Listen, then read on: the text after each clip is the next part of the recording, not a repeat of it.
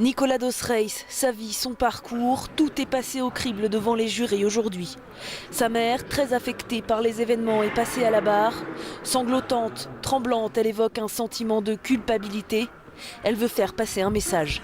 Je voulais dire aussi à tous les gamins qui s'amusent à mettre le feu aux poubelles que demain ça peut être eux qui sont aux assises, que la prison c'est pas de la tarte, les portables c'est à la télé, on danse dans les couloirs en prison c'est à la télé, que c'est pas du tout comme ça que ça se passe en prison, hein, et que vraiment qu'ils pensent à leur famille avant de faire des conneries comme ils ont fait les miens.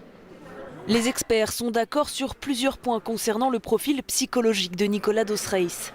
C'est un garçon en manque éducatif. Naïf et puéril, il a agi avec une grande immaturité.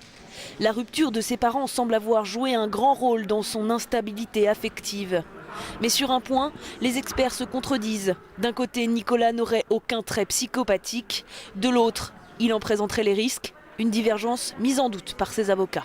On est face à un jeune qui a mis le feu à une poubelle sur un moment effectivement d'absence de réflexion et puis par bêtise tout simplement, qui à aucun moment ne s'est posé la question des conséquences qui pouvaient être attachées à cet acte. Et cet acte a eu des conséquences dramatiques. Alors quand on nous parle effectivement de pulsions destructrices, peut-être que ça peut être un trait de personnalité, mais en tout cas dans le dossier qui nous retient, je pense absolument pas que ce soit le cas.